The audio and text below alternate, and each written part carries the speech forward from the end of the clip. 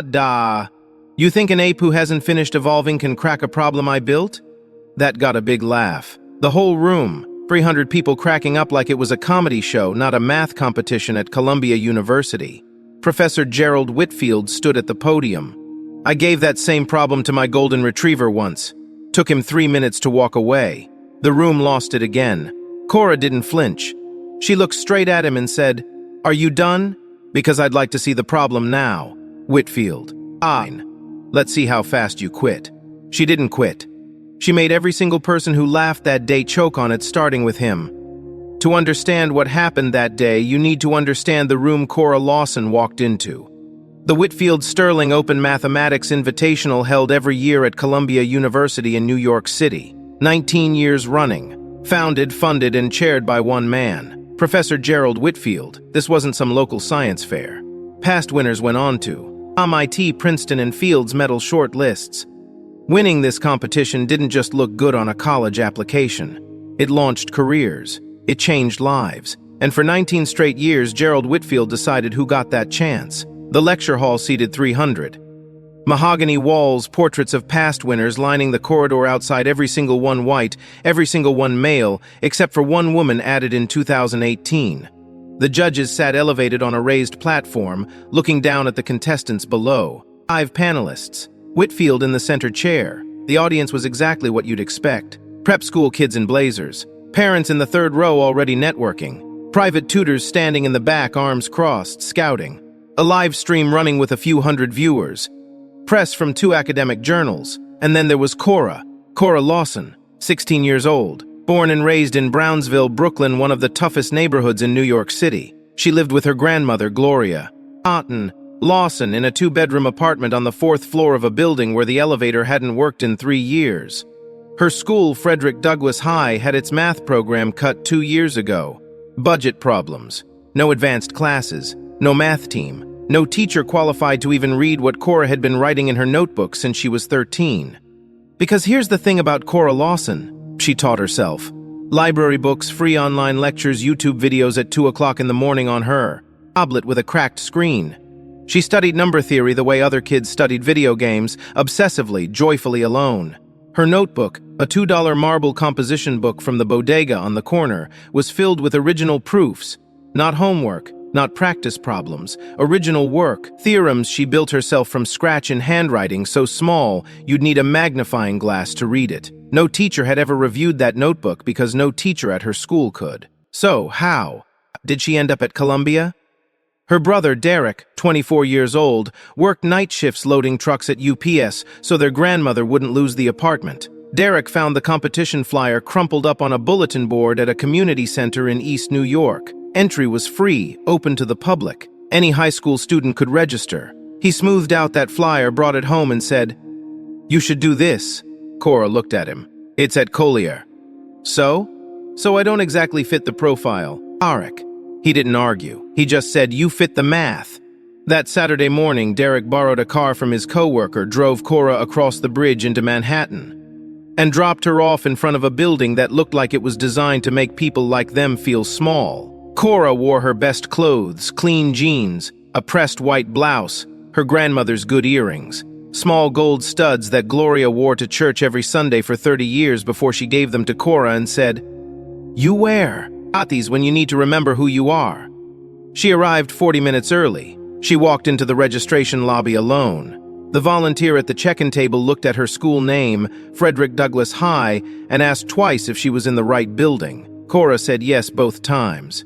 The volunteer shrugged and handed her a name badge. When she entered the lecture hall and sat down, the seat next to her stayed empty. The whole row filled up on both sides, but that one seat right next to Cora stayed empty for the entire pre-competition briefing, like there was an invisible wall around her. Now, let me tell you about the man she was about to face. Gerald Whitfield wasn't some fraud. That's what makes this story hurt. He was a real mathematician, published in the Annals of Mathematics, cited hundreds of times, tenured at Columbia for over 20 years. He had earned his authority the hard way, and he truly believed that talent came from a certain kind of background, schools, certain families, certain zip codes. He wasn't evil. He was worse than that. He was certain. And his favorite student, the one everyone expected to win, was already seated in the front row. Harrison Moore, 18, Dalton Academy, two-time semi-finalist. Whitfield had mentored him personally since he was 14. Harrison glanced at Cora once when she sat down. Then he looked away. The way you look past something that isn't worth noticing. But Cora. She opened her notebook under the desk and got a proof she'd written back in February, 5 months ago, before she even knew this competition existed. She had been waiting for a room that could understand what was inside that notebook. She just didn't know the room would try this hard to keep her out. The competition started at exactly 9 in the morning. Whitfield stood at the podium, adjusted his microphone, and welcomed the room. 42 contestants, the best young math minds in the tri-state area. That's what he called them. The competition demands rigor, he said. It demands discipline. It demands the kind of intellectual preparation that separates serious mathematicians from. He paused, let his eyes drift across the room, and landed on Cora for exactly 1 second. Hobbyists. A few people in the audience smiled. They got the message. The qualifying round rules were simple. 5 problems, 30 minutes. Show all work on official competition paper using the competition pens provided. No outside materials, no calculators, no personal notes of any kind. That last rule hit different for Cora. A proctor walked down the aisle collecting anything that wasn't issued by the competition. When he reached Cora's desk, he picked up her marble notebook. The one with 5 months of original proofs, the one she'd carried from Brownsville like a lifeline, and dropped it into a plastic bin without looking at it. Cora watched it go. Her jaw tightened. For the first time since she walked into that building, something close to fear. Her face. That notebook was her entire arsenal. Every idea, every framework, every shortcut she'd built in the dark, alone at 2 a.m., gone just like that. But then the problem set landed on her desk. 5 pages stapled in the corner. The questions were projected on the big screen at the front of the hall so the audience could follow along. Ka picked up the competition pen, read problem 1, and started writing. Her handwriting was small, precise, fast. She moved through the first problem like she was reading a sentence she'd already memorized. Problem 2, same thing. Problem 3, she paused for maybe 10 seconds, then kept going. By the 10-minute mark, most contestants were stuck on problem 3. Some were still on 2. A few were already sweating. Cora was on problem 4. A parent in the audience leaned over to the person next to them and whispered, "Who is that girl?" Nobody answered because nobody knew. Harrison Moore, 3 rows to her left, was working. Idly, confident, clean handwriting. He was on problem 3, ahead of most behind Cora. But problem 5 was where things got interesting. Cora reached it with 11 minutes still on the clock. She read it once, then she read it again, and then she did something nobody else in that room did. She stopped, not because she was stuck. She stopped because something was wrong. The problem itself, the way it was written, didn't work. She could feel it the way a mechanic feels an engine vibrating wrong. Before anything breaks. The math didn't land. Something was off in the bones of it. She read it a 3rd time, and there it was, the 3rd term in the series, the exponent. It was written as cubed. But if you carried that through the expansion, the whole series blew up. It diverged. No bounded solution. The problem as written was impossible. Not hard, impossible. Cora looked up at the screen. The same wrong problem for everyone to see. 300 people staring at it, 41 other contestants working on it. And not one of them had noticed. She looked back down at her paper. She had 11 minutes left. She could just skip it, play it safe, move on. But Cora Lawson didn't come all the way from Brownsville to play it safe. She finished her answer for what the problem should have been, the corrected version with the right exponent. Then set her pen down and waited, hands flat on the desk, calm. The timer counted down. Other contestants scribbled frantically. Cora sat still because she knew something the rest of them didn't. And in about 5 minutes, she was going to say it out loud in front of everyone.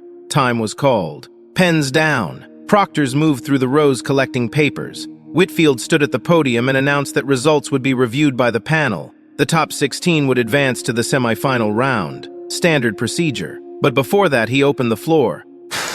If any contestant wishes to raise a procedural question about the problem set, he said, now is the time. Silence. Contestants sat there. Some looked relieved. Some looked defeated. A few were already packing up. Sure, they hadn't made the cut. Nobody raised a hand. Nobody had anything to say except Cora. Her hand went up steady. No hesitation. Whitfield saw it and his eyebrows climbed. He looked at her the way you look at a dog that just stood on its hind legs, surprised, amused, slightly annoyed. Yes, he said. The young lady from he checked his sheet, Frederick Douglass High.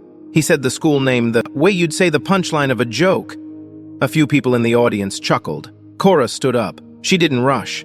She didn't mumble. She spoke clearly, loud enough for the whole room to hear without raising her voice.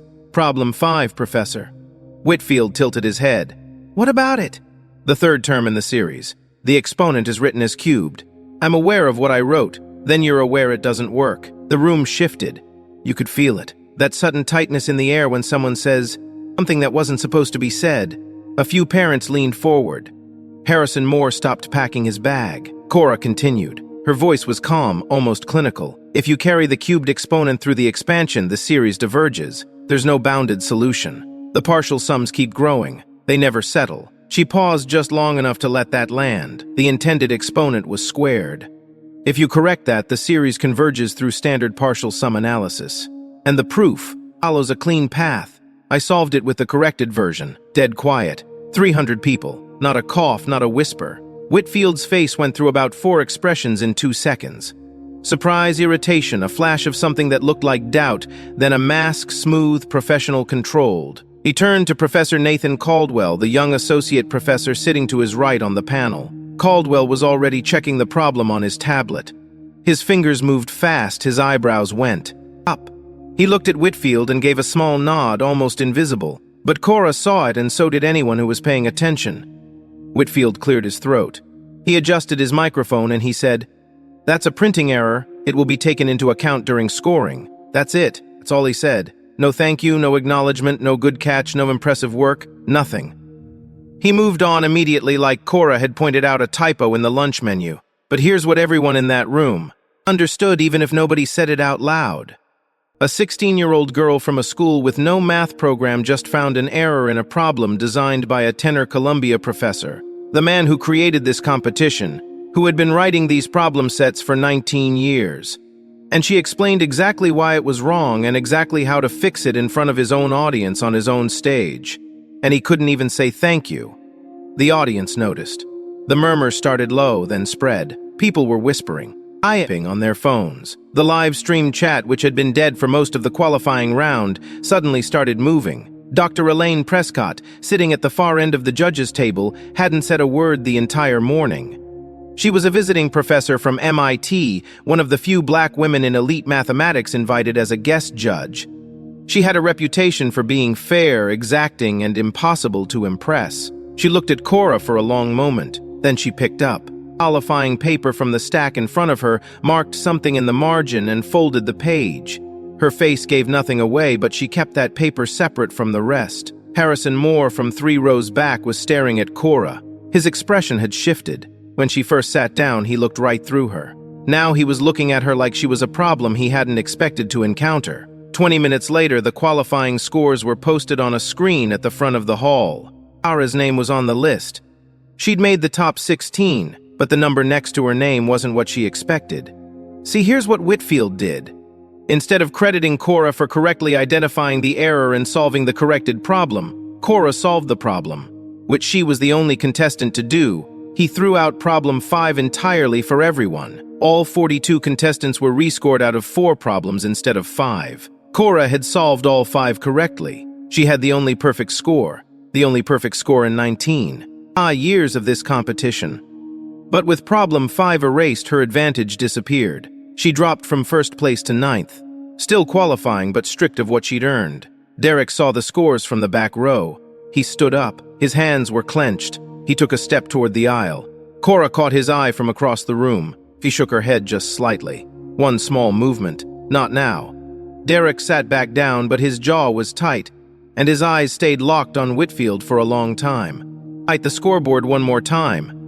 9th place. She blinked once, then she turned away and started preparing for the next round because the qualifying round was just the beginning. The semi-final was live on stage in front of everyone. No place to hide for anyone. And Cora Lawson was done hiding.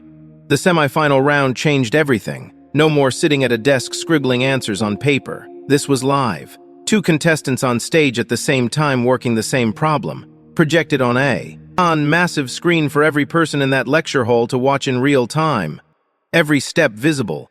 Every mistake exposed. Every second counted. 16 contestants, 8 pairs. 10-minute clock per round. Fastest correct proof wins. Cora's first opponent was a 17-year-old from Stiverant, one of the best public schools in New York. Smart kid, confident. He walked onto the stage like he belonged there, which he did. He'd been training for this since freshman year. The problem appeared on screen. Both Austin started writing at the same time. The Stent kid was good. Clean work, logical steps. He was moving through the proof at a solid pace and the audience was nodding along. This was what they expected. Textbook execution from a textbook student. Then they looked at Cora's side of the screen. She was already done. Not almost done. Pen down, hands at her sides. The clock showed 6 minutes and 12 seconds remaining. She'd finished in under 4 minutes. The Stuyvesant kid was still. Tiring when the proctor called the result. He looked at Cora's work on screen, then looked at his own, then sat down without saying a word. The audience wasn't whispering anymore. They were watching. Round 2. Cora's next opponent, Harrison Moore. When his name was called alongside hers, something shifted in the room. This was the matchup. The prep school prince versus the girl from Brownsville. Whitfield's star pupil versus the kid he'd laughed at 3 hours ago. Harrison walked to the stage. With perfect posture, blazer buttoned, pen in hand. He didn't look at Cora, not because he was ignoring her, because he was focused. For the first time all day, Harrison Moore looked like someone who knew he was in a real fight. But before they started, Whitfield announced a rule change. The semi-final round would now use a challenge format. After each contestant presented their solution, the opponent had 60 seconds to identify an error or demonstrate a superior alternative path. If they found a legitimate flaw or a better method, they could steal the point. This rule was not in the original program. A few parents in the audience looked at each other confused. One of them flipped through the printed competition booklet, searching for it. It wasn't there. Caldwell leaned toward Whitfield at the judges' table and said something. Whitfield waved him off. The problem appeared. Both contestants began. Harrison finished first this time, barely. His solution was clean, technically flawless. 12. IPs, stamp standard expansion, every line justified, textbook perfect. The audience applauded politely. Then it was Cora's challenge window. 60 seconds. She didn't attack his work. She didn't point out an error. Instead, she said something nobody expected. His solution is correct. Harrison blinked. The audience went quiet. But it takes 11 steps, Cora continued, because it follows the standard expansion method. There's a substitution you can make at step 3 that collapses the entire thing. She turned to the board, picked up the chalk and wrote, 4 steps. Same answer, same proof. 4 steps instead of 11. She set the chalk down and stepped back. The room gasped, not a polite gasp, the kind that comes out before you can stop it. A woman in the second row covered her mouth. A grad student in the back said, "Oh my God," loud enough for the microphone to pick up. Harrison Moore stared at the board, then stared at Cora, then stared at the board again. Whitfield's pen stopped moving. Didn't write anything on his scoring sheet. He just stared. The judges huddled. Caldwell was nodding. Prescott's face was unreadable, but she wrote something on her sheet. After 30 seconds, the result was announced. Point to Lawson. The bracket for the final round went up on screen 10 minutes later. Cora read it. Then she read it again. The final round wasn't student versus student. It was something called the Exhibition Challenge. A tradition Whitfield created 3 years ago. The last contestant. Standing doesn't face another student. They face a problem selected personally by the judging panel. In practice, that meant one thing. Cora would be solving a problem handpicked by Gerald Whitfield, the same man who compared her to a dog, the same man who erased her perfect score. And she'd be doing it alone on stage in front of everyone. But what nobody in that room knew yet, not even Cora, was that the problem Whitfield had chosen wasn't designed to test her. It was designed to break her. Cora had 45 minutes to prepare. That was the rule. Before the exhibition challenge, the finalists got access to a private room, a desk, reference materials, and 45 minutes to warm up. No coaching, no phone, no outside help, and no personal notebooks. Cora asked for hers. The proctor checked with the judges' table. The answer came back in under 10 seconds. Competition materials only. Cora closed her eyes for a moment, just a moment. Then she opened them, sat down at the desk, and got to work. The non-reference materials were standard textbooks, past competition problem sets, published proofs. The kind of stuff you'd find in any well-funded university library, which meant the kind of stuff Cora had never had easy access to. But she didn't start with the textbooks. She pulled 3 past competition problem sets from the stack, specifically the ones from the last 3 years. She solved the hardest problem from each set, all 3 in under 10 minutes. The proctor standing by the door was trying not to react. He failed, his eyebrows went up and stayed there. That was mini win number 1. Then Ka did something unexpected. She pushed the textbooks aside and pulled out blank competition paper. She started writing not solutions, but structures, frameworks, maps of how different types of problems connected to each other. See, Cora had read Whitfield's published papers. All of them, not because anyone assigned them, because they were free online and she was curious and she had a grandmother's tablet and a lot of late nights with nothing else to do. She knew his style. She knew the patterns he loved, the way he liked to embed a recursive structure inside what looked like a straightforward proof, the way he always circled back to the same family of functions in his harder problems, the way his most difficult work shared a common skeleton, a structural fingerprint that ran through everything he wrote. She mapped it out. 6 pages of competition paper filled with frameworks, decision, eyes, if then branches. She was reverse engineering the mind of the man who was trying to end her run. That was mini win number 2. Then her phone, which was supposed to be confiscated but had been left in her jacket pocket by mistake, buzzed once. A text from Derek. Grandma says she's praying for you. Cora's hand shook just for a second. She stared at that text and the weight of everything pressed down at once. This wasn't just a math competition. This was her grandmother's good earrings, car and night shifts, and the elevator that hadn't worked in 3 years. This was every person who ever looked at her zip code and made a decision about her brain. She put the phone away, breathed, went back to work. That was the mini-loss. The moment the human cost showed through the armor, Cora returned to her frameworks. She circled one pattern, a recurring structural element that appeared in Whitfield's last 3 publications. A specific way he liked to nest. Dependencies inside what looked like independent variables.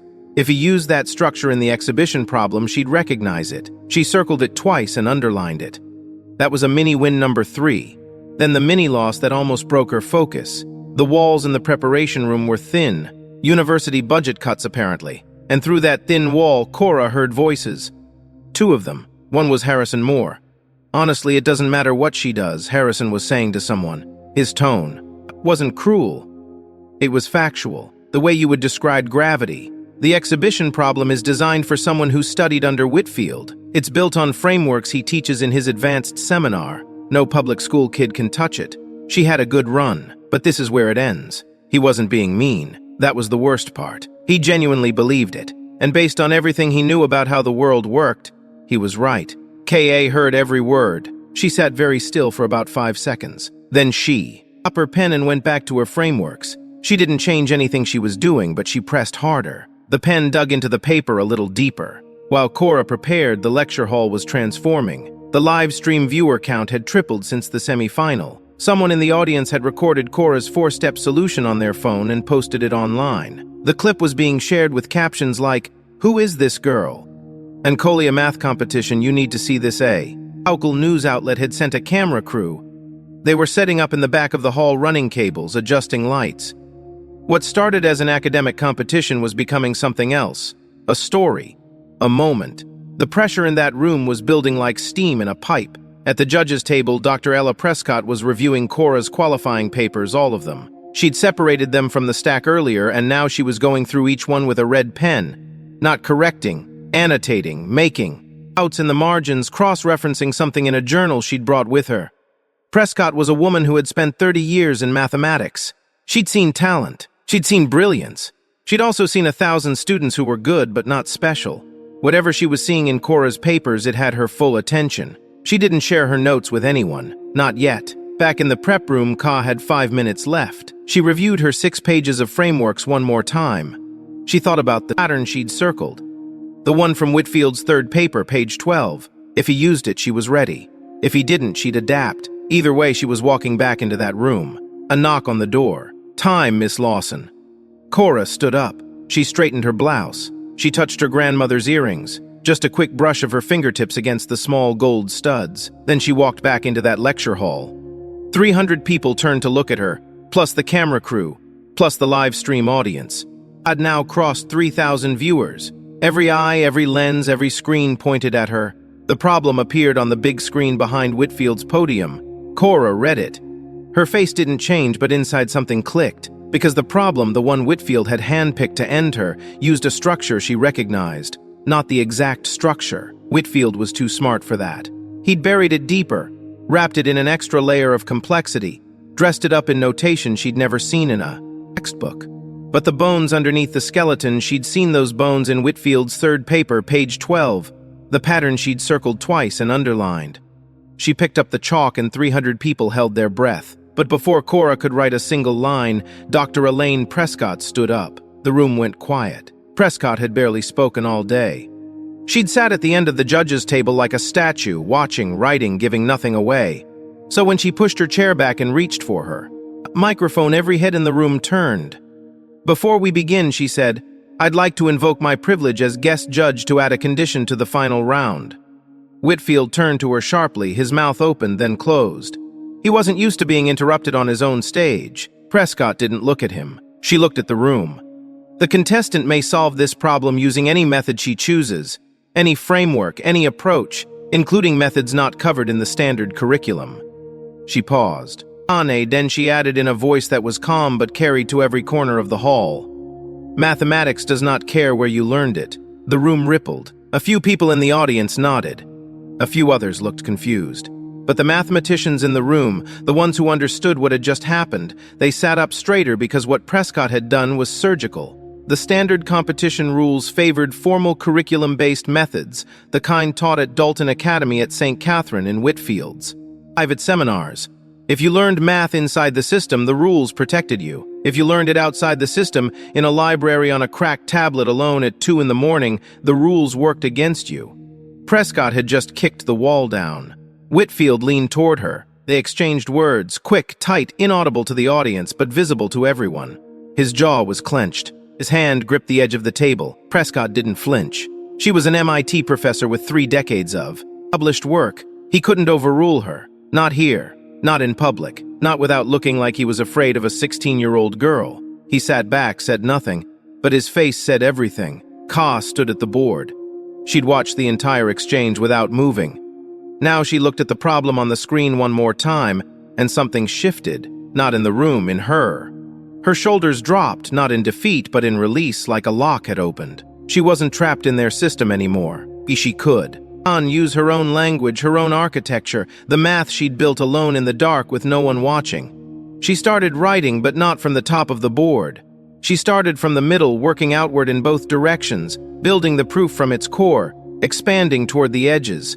A few mathematicians in the audience recognized the technique. Most didn't. But 10 minutes in, Ka stopped writing. And it wasn't because she was done.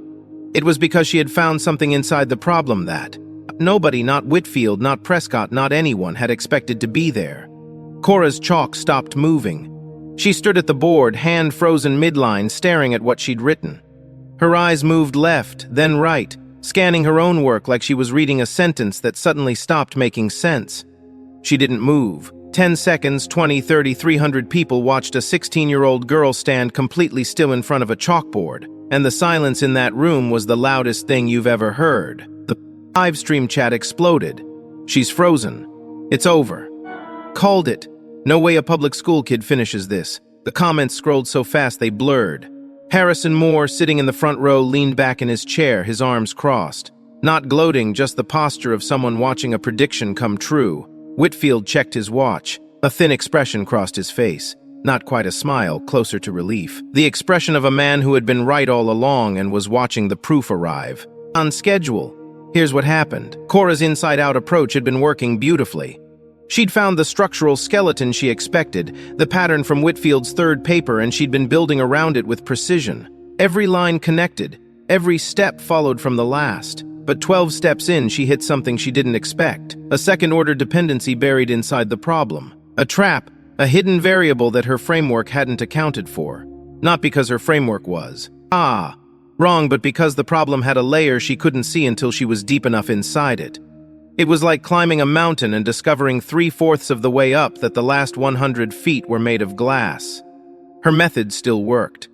The logic was sound, but she needed one more bridge, one connecting step between where she was and where the proof needed to land. And that bridge required a technique she had never formalized. She'd played with it in her notebook, sketched it, tested it on smaller problems at 2 o'clock in the morning, but she'd never built it under pressure in public with 300 people and a camera crew watching.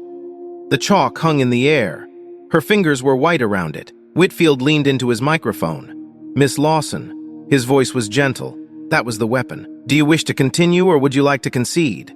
A pause, then softer, almost kind. There is no shame in recognizing one's limitations. The words landed like a hammer wrapped in velvet. Every person in that room felt it. The gentleness was the cruelty. He wasn't mocking her now. He was offering her a way out, the way you'd offer a child a tissue after they scrape their knee. Compassionate, patronizing, final. A few people in the audience looked away. It was hard to watch. Cora's hand dropped to her side. The chalk hung loosely in her fingers. She stared at the board, at the beautiful, incomplete proof that was so close and so impossibly far from finished. She looked at the audience, 300 faces, most of. They already writing the ending in their heads. The girl from Brownsville gave it a good shot, better than anyone expected. But this is where the story ends. This is where it always ends. Then she looked at the back row. Derek was there. He hadn't moved, hadn't stood up, hadn't shouted encouragement or pumped his fist. He was just sitting there looking at his little sister with the same steady expression he'd had her whole life. The same look he gave her when the lights got shut off and he said they would figure it out. The same look he gave her when she showed him a proof he couldn't understand and said, "I think I found something." He didn't nod. He didn't have to. Then from the judges' table, Dr. Prescott spoke. One sentence, not encouragement, not a hint, just a fact. "The clock is not expired, Miss Lawson. You have the floor." Cora looked at Prescott. Prescott looked back. Nothing else passed between them. No secret message, no wink, just one woman telling another, "The door is still open." Cora turned back to the board. She put the chalk down, picked up a fresh piece, and started writing. Not where she left off, but on a completely blank section of the board, a new approach, a different angle. She was abandoning her original method. 12 steps of beautiful work left hanging and starting over. The audience held its breath. The live stream chat went quiet for the first time all day because something in Cora's face had changed. The fear was gone. What replaced it was harder to name. Focus maybe, or something fiercer. She was writing faster now, looser. Her handwriting changed, bigger strokes, less careful, more alive. She wasn't performing for the room anymore. She was thinking out loud in chalk in public with everything on the line. And what she wrote next would take 6 minutes, fill one side of the board, and change the way Professor Gerald Whitfield thought about mathematics for the rest of his life. The chalk clicked against the board. That was the only sound in. The room. Click, click, click. 300 people, a camera crew, and 3,000 live stream viewers, all watching a 16-year-old girl's hand move across a chalkboard. Cora wrote, she started with the specific case. The problem Whitfield designed, restated it cleanly. One line, then the base case underneath the foundation. So far, nothing unusual. Any strong contestant could have done this much. Then she introduced a variable, a single substitution, one new element inserted at exactly the right point, and the problem opened up like a locked door swinging wide. What had been a narrow, specific question suddenly became a hallway with rooms on both sides. A grad student in the third row whispered, "What is she doing?" The professor next to him didn't answer. He was reading every line, mouth slightly open. Cora kept writing. She wasn't rushing. Each line followed from the last the way a river follows gravity. Step by step, she extended the specific case outward. The original problem asked for a proof of one thing. Cora was proving that the one thing was part of a family, a whole family of solutions sharing the same structure. The problem Whitfield designed was a single room. Cora was building the entire house around it. Halfway through, she paused. She needed a supporting piece, a lemma. She wrote it in the margin, 5 lines, compact, precise. Professor Caldwell froze. He'd seen this lemma before, not in any textbook. He'd seen it in Cora's qualifying paper from round 1. The same idea, same notation. She'd planted it hours ago and was harvesting it now. This wasn't improvisation. This was architecture. The board filled up, and as it grew, something became clear to every mathematician in that room. Cora wasn't just solving Whitfield's problem. She was making it look small. His hand-picked problem, the one designed to end her, was shrinking, becoming a footnote inside a larger truth. A single star inside a constellation she was drawing in real time. Harrison Moore, front row, started shaking his head. Not denial, disbelief. He turned to the person beside him and whispered, "She's not solving the problem, she's proving a theorem. The problem is just a case. Phones went up across the audience. A dozen, then more. The live stream crossed 5,000 viewers. Cora reached the final line, wrote it clean, underlined it with a single steady stroke, set the chalk down, turned to the panel. "You asked us to prove this for the specific case." Her voice was quiet. Every microphone caught it.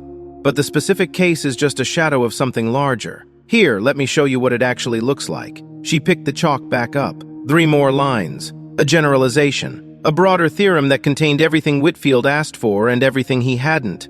Chalked down. She stepped back. Silence.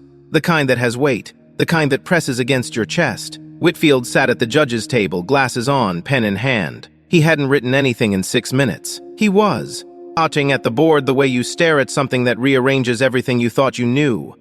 Prescott picked up her pen, wrote on her scoring sheet. No smile. The notation was visible to the front row. A perfect score. And next to it, one word, original. Caldwell stood up, began to clap slowly, one person. The sound echoed like a heartbeat. Then a woman in the second row stood. A grad student in the back, then 50 people, then the entire room. 300 people on their feet, the camera crew. iWive stream chat, a wall of fire emojis moving too fast to read.